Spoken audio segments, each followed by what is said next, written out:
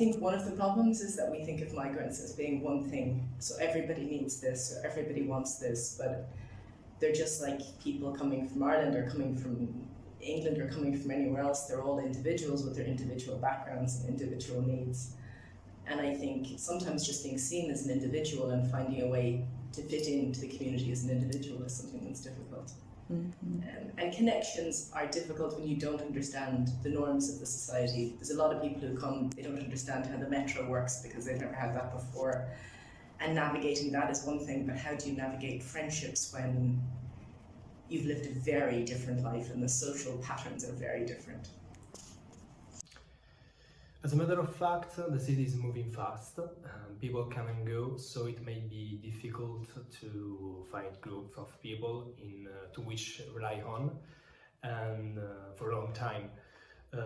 In addition, the language could be an obstacle, even though Brussels is one of the most international cities in Europe. If you only speak English, it could be a problem in daily activities. I don't think people are afraid of multiculturalism. I think people are afraid of violence, poverty, and what they don't know well. Sometimes, making a mistake, people used to link these factors. Well, first of all, I think there is not a really good image of the migrant, generally speaking, and the non-EU citizens. Well, we all, I think, have the image of some migrants try to reach a point through by swimming or on boats, so they don't really have a good image. Mm-hmm. And I think it's not really help them to be integrated in society. And of course, they don't really they don't speak either English or language is one of the main problems. Mm-hmm. And also, it's completely new. Wow. Mm-hmm. Maybe for some of them, no, because maybe it looks like in the city in their country, but for others, well, here it's just it's building everywhere. It's very difficult to find an apartment in Brussels. Sometimes the owners require a lot of bureaucratic guarantees in order to rent the apartments. They ask you to have a stable work contract, the income of your last 3 months. This is very hard if you are starting your first working experience and you are simply an intern. Sometimes your parents must guarantee for you. Yes, I solved this situation. I was lucky to find an owner that didn't require a lot of guarantees, and at the end they just wanted to know if I had the work contract. I think the local community should have a system of forming the social assistances. For example, in Ghent, that's what they do. In Ghent, they have special social assistants which have been formed on migrants issues, and they can deal more with specific problems for migrants. What happens, for example, in RAN, in the association I volunteer for, is that a lot of migrants, after they've been established and got their asylum, for example, they become volunteers themselves. And in these cases, they really help because they can speak Arabic languages or Farsi, and they mainly, most of the times, not only they can help with their own experience, but they can really translate, you know. I think you'll always have people who are just not open to meeting new people. And then there's people who are very open and willing and who are already engaging different groups. And then there's the middle group. And I think it's those that we need to perhaps address. Those that are not actually active yet, but who are actually not against it either. They just haven't had the opportunity, or they don't have the possibility of eating together. Mm-hmm. And then sharing meals can be a very good entry point. At our house, they also enhance the experience by making sure that people do more than just talk about food or sit down to a meal, that there's actually activities around it. There is one thing that lots of people have in common, and that's parenting. Whether you have a job or not, whether you come from here or you're born elsewhere, it doesn't matter. A lot of people have kids, and raising them is not easy. And so the facilitation of parent meetings from different backgrounds, I think it's something that's lacking. Everyone's what everyone brings is relevant to the whole, and as a result, the whole is going to change. I think Belgium is a perfect example of two ways of doing it. The one I prefer is the way it happens in Brussels. Wherever you come from, I feel very much that you can be who you are, dress the way you like, live the life that you want to live. With regard to Brussels, I would say society on a daily level is already taking care of integration. I feel that the city is very much integrated. At the same time, wherever policymakers can intervene in the job market, in schools, and in the housing market, I think there's work to be done. Flanders is like, we are Flemings, we are Flemish, this is our language, Dutch. And then, whoever joins this region has to integrate themselves and make sure that they adapt. So that's not integration, that's assimilation. I don't believe in assimilation because society is not ready.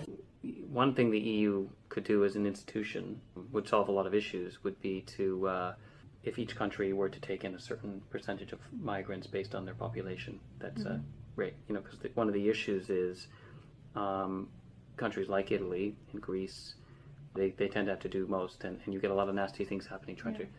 I've read stories, shuffling people to France, and then you have other countries on the other side of it, like Germany or Sweden, for example, that take in more than their fair share, more than this population. So if it were a little bit more evenly spread and taken as an EU approach to non-EU migration, that would solve a lot of problems because you wouldn't get this ghettoization. You wouldn't get, on a local level, there's a lot of towns where there are gripes and even if you don't agree with it, you can understand it because suddenly their little town is transformed because no one else wants to take, there's a disproportionate share being taken in. There's a simple way they could solve that. There's, the last migrant crisis, it was a lot of people, but in a block of, 400 million people almost, should have easily been able to absorb that without a problem. Yeah. And the other thing is most migrants, they want to have a raison d'etre, they want to contribute in some way. And if you get them out into the workforce, that's where social interaction happens. So it doesn't necessarily mean in all cases you just give an automatic work permit, but it needs to be made easier at the very least. Because the last thing you want is a group of migrants who maybe don't speak the language huddling around with nothing to do all day, not having this kind of, let's say, accidental social interaction with locals and other migrants of different groups, When it comes to the recognition of skills and diplomas, I know that the EU has some policies on that. And the problem is that when a refugee comes from Syria with diplomas and with the skills, it's not always recognized here. So if they could work on that, it would help a lot of refugees who actually have skills and diplomas, but they come here and they have to start all over again.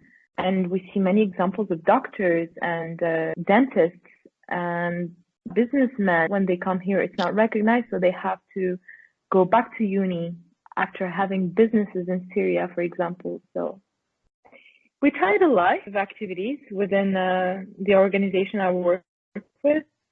And one that is really successful and also so relevant and great is just to share a meal. And each person brings a dish from their home country and share that meal with others.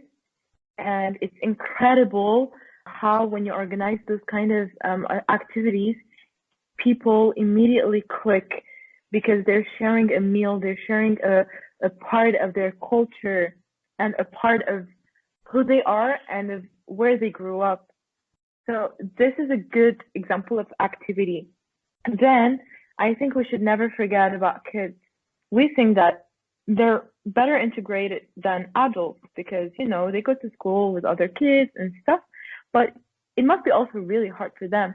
So why not organize activities that are only for kids with many different things, I don't know, like theater, for example, or drawing or discussion table that would help them also integrate and feel integrated.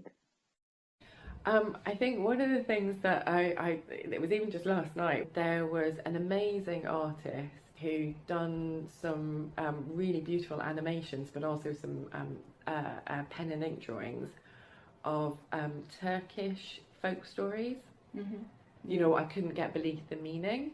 I would love, for example, going to the Africa Museum and having someone giving me the stories underneath. So I think that would be really interesting, having tours and introductions to the city that actually pick up and celebrate the very rich and long history that Brussels and Belgium has as a welcoming country. I think the other sorts of things that I think migrants can really enrich a community and would be really interesting for me is exploring other tastes and foods. That it would be wonderful to have the stories and the context and actually the recipes behind some of the food that I've started to enjoy, but I don't understand. That's what we need within Europe, is to celebrate some of that. And I really think around food, because I think food sustainability is really important. And if we look at every spice that we're using, random guess, but a big proportion of them are migrants.